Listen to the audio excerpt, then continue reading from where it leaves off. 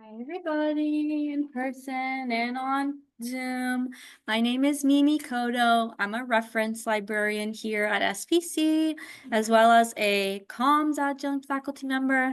But way cooler than that, I think, is that I make zines in my free time. So I call myself a Zinester.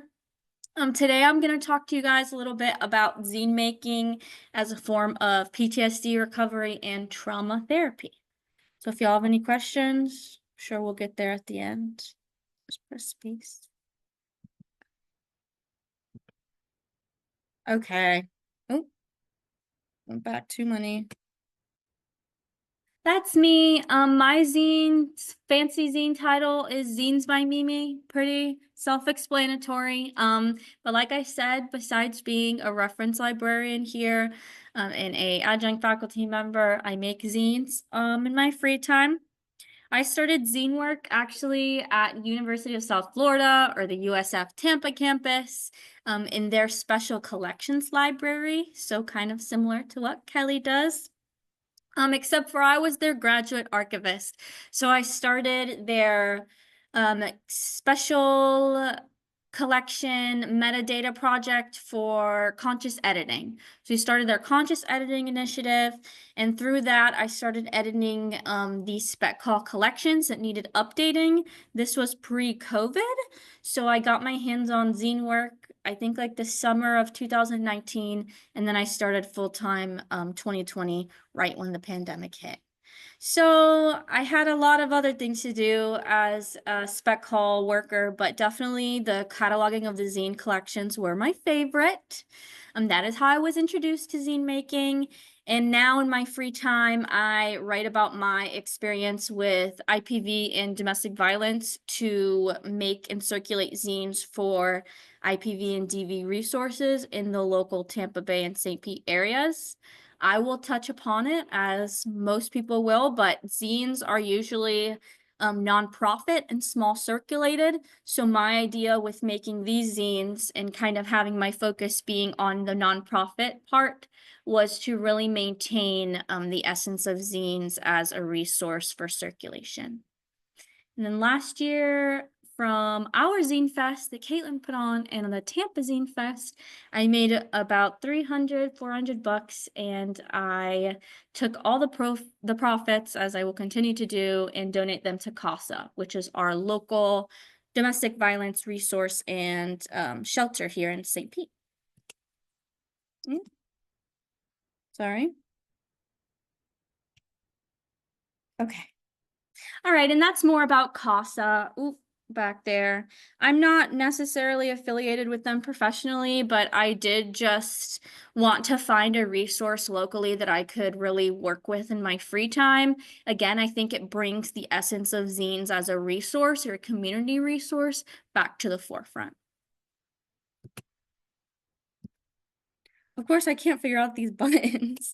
Okay, hold on. Okay, so I will just briefly go through it because we've talked about it, but a zine, pronounced zine, they're little self-publicated, shortly, closely circulated booklets that are usually for nonprofit.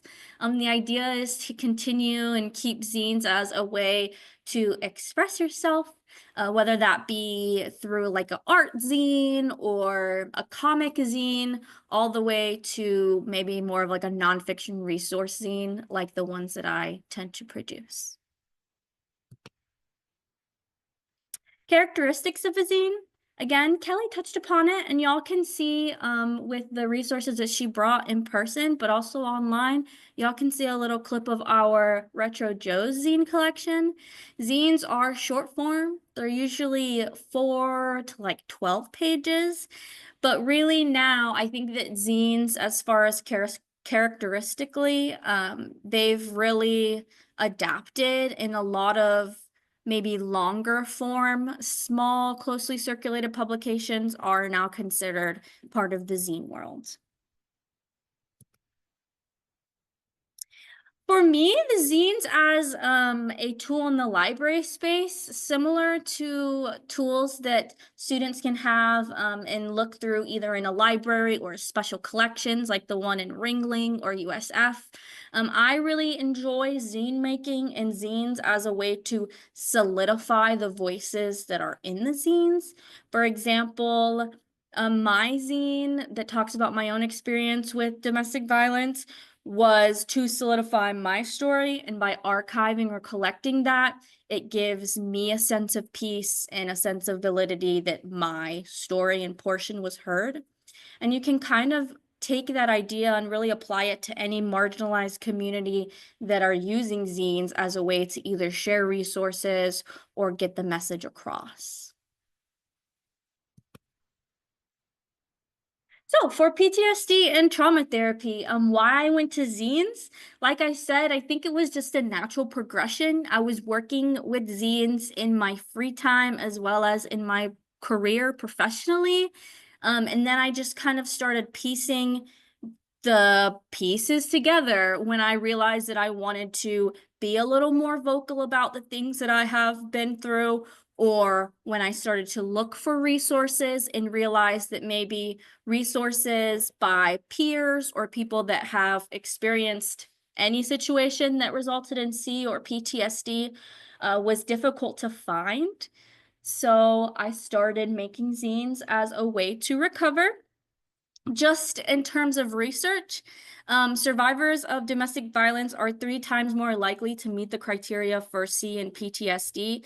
And again, domestic violence and abuse, that was really a broad term. It just doesn't have to be one sort of instance. So to think that victims are 3 times more likely to experience PTSD, even from something that may not have occurred recently or something that it didn't take too long, that just goes to show that it's a serious issue that affects a lot of different people in these IPV instances. For PTSD, usually the go-to therapy is like a cognitive behavioral, a CBT or like a CPT, where y'all just like talk therapy or talk to a therapist, which is great. And I've definitely utilized those in my own life, as well as I know that other DV and IPV victims have as well. However, with PTSD, there is a processing or recall issue a lot of the times. I know for myself and similar survivors, it's just difficult to recall memories. So that results in kind of having some issues with working through to just traditional therapy, which brings in the opportunity to have an art therapy. Because when you reprocess traumatic events creatively, you can process the pain, the grief, the trauma, and other comorbid disorders without necessarily having to directly recall the process. Again, a little bit more about comorbid disorders and how the creative reprocessing works. Like I said, pain, anxiety, depression, resulting in substance abuse. These are all some symptoms and things that happen to victims after they experience PTSD. A big one, like I mentioned, is gaps in memory loss, retrograde amnesia, any memory loss. You don't have to physically go through any event to experience these with CP and PTSD. Memory loss is extremely common, and memory recall is very difficult. So the idea with creative writing and maybe making zines about it is that survivors and writers or whoever are able to recall the traumatic memories in maybe more of a passive, subconscious level, maybe recalling some events or narratives that they weren't able to completely piece together. And when we think about zines as a tool, again, that creative reprocessing allows people, writers, victims, anybody experiencing any sort of comorbid disorders to validate their story and where they're coming from. So what happens when or if a survivor or somebody that needs these resources have them? Well, 1 in 4 women and 1 in 7 men, 18 or older in the United States experience some sort of violence, again, either physical or otherwise, by an intimate partner in their lifetime. That is pretty common. That means that this kind of stuff happens, especially in queer relationships or in relationships that are pushing any boundaries. A lot of people don't understand those statistics. So maybe the idea of having a tool or a resource closely circulated, something free, easy to get your hands on, something that may be able to access anonymity will definitely help in those community spaces. Also, therapy is not always ethical. It's not always accessible to people that go through traumatic events or PTSD, people that struggle with that.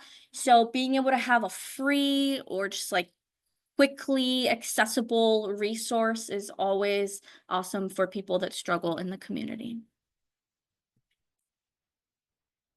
So basically the results, not only in my own life, but in my zine making process is really just a stronger local community. I have found that in my own recovery, community has been one of the best resources for recovery, being able to not only spread my zines and help other people, but to also hear from people who have said, hey, I found one of your zines at Tampa Zine Fest. They DM'd me, we get to chatting. That just helps not only the resources stay circulated, but it really allows for strength in the community. I think I mentioned it earlier, but anonymity is also a huge one. You can make zines without putting an author on it, which especially helps in sensitive cases like this. So that's definitely something the community can look forward to and utilize when making zines.